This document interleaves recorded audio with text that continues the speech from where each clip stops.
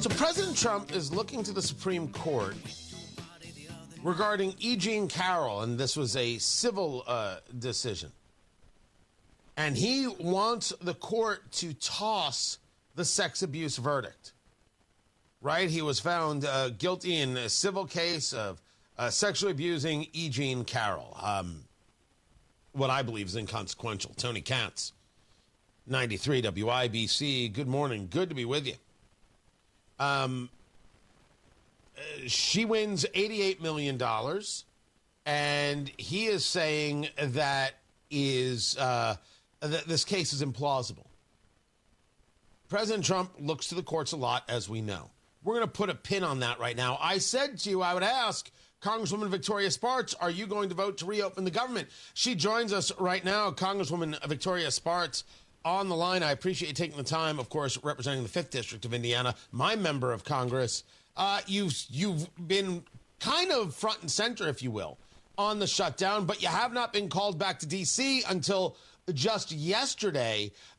Where is the House of Representatives, and where are you on voting to end this shutdown?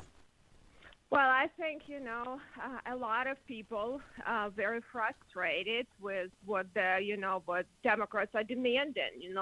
Over $1 trillion more spending is not going to work. So I'm glad my colleagues held the ground. I'm actually very happy to see that GOP didn't fall. We need to have a discussion about health care. As you know, I am a big supporter of health care reform, so the country is doomed if we don't fix health care. But we cannot be funneling hundreds of billions to insurance companies and hospitals and so on. But we do need to open the government, and I said as long as we're not increasing spending and not setting up for Christmas CR and omnibus, I will support it, because we do need to fund the government and essential services.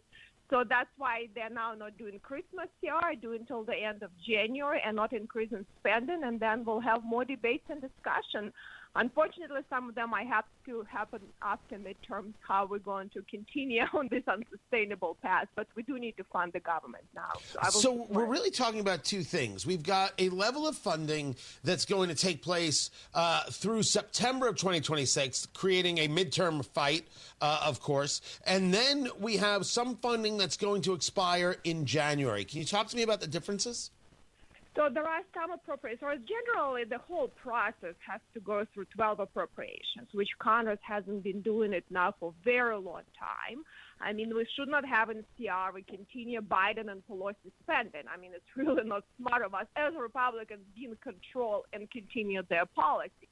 Unfortunately, since it takes 60 votes in the Senate, and as President Bush, to eliminate the filibuster, Senate doesn't want to do it right now. We have to get some Democrats on board, and we cannot come to consensus. So we came to consensus to 3 appropriations, dealing with military, dealing with agriculture, and a legislative branch. So these 3 appropriations will pass. The rest of the funding is going to go right now till the end of January through continuing resolution. So we continue Nancy Pelosi and Biden spending, and then we're going to have a discussion. But at least we're not increasing spending with an omnibus with over $1 trillion the Democrats demanding. We'll have a vote, on health care, Obamacare, and we'll have to deal with that, at least in some ways, but we cannot subsidize an insurance cartels. We just cannot continue doing that. We need to help people in some way to survive through this crazy premiums, but then we'll have a serious discussion, and we'll see if we can have it, but definitely probably not next year, since unfortunately it's going to be drama and, all in the midterms election. Talking to Congresswoman Victoria Spartz of the Indiana 5th District. So you're going to vote for this. Yes, I agree that we have serious spending issues, and we do not address those spending issues. And I don't think President Trump concerns himself that much on the spending issues. His argument is tariffs will pay down the debt. I'm not a buyer into that argument, although if you're going to charge the tariffs, pay down the debt.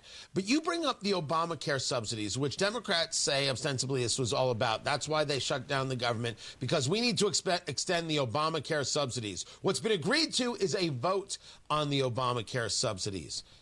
Do they have any argument that America should buy into, that we should be subsidizing the Affordable Care Act, which we were told was going to make health care more affordable to begin with? No, and I think it made healthcare so unaffordable now for so many Americans. The premiums for high deductible plan, Tony, went from, $300 to $1,300. So that's $1,000 per month more. Every additional insured costs us $500,000 of cash. I mean, we should start just giving people cash and give them more choice. We need to restore the market. It created consolidation. We're subsidizing the large hospitals, large insurance. They're buying more and more practices and charging us enormous amount of money. As Americans, we pay absorbent amount of money for healthcare and get nothing for it. So we need to have that discussion. President is willing to have that discussion. Unfortunately, it's so difficult to do it when we have midterm elections and Democrats are spewing lies about that. They want to have a bunch of illegal people have better health care than Americans. And that is unacceptable. So I think we will have it. We will have to have some temporary solution to help people because their premiums are going to, insurance companies are screwing them. And Democrats keep subsidizing them. And Schumer gets this money back in his super PACs. And that's how he runs his elections in New York. So it needs to stop, and we'll have this. But unfortunately, it might have to have on a partisan basis so we can help people at least for next year. And then maybe after midterms, hopefully, we'll hold the House. Maybe Republicans will have a serious discussion because we haven't proposed good solutions too. I have to be fair. I don't disagree with that, Congresswoman. Absolutely. Republicans have yet to come up with an answer for Obamacare, even though Obamacare is bad. But you think that subsidies will pass the House? Is that your take? No, we're not going to do the subsidy they want. They want like $400 billion of subsidy. It's not going to happen. So we'll have to look how we can make some reforms to help a little bit on competition in that market, not upfront money to insurance companies, and help somehow people temporarily. So that's a discussion we can have, and how we can have some at least reforms, because what happened with Obamacare, it causes a lot of consolidation. And how insurance companies, they're defrauding us right now. They're lying. And because we have upfront money them, they just say that's how many people we're going to have on this insurance. That's how much subsidy. Even if they lie to us and they audit and they lie, the taxpayer is going to be on the hook on the money. They don't even have to ever give us money back. That's a pretty clever system. So we just start doing them a little bit audited more, and now they're buying everything. Providers, they say they are completely vertically integrated. They own almost everything, pharmacy, all of the supply chain of healthcare, and they charge a lot of money.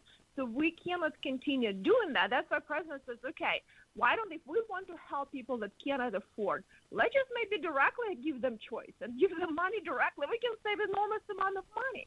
But we have to restore this market. That's a discussion we're going to have what to do.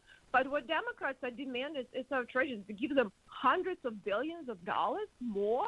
I mean, look at their profits. I'm not against company making money. Believe me, right. I am a free enterprise Republican, but look at their balance sheets and income statement and how much cash they're getting from the government and how much we all go bankrupt.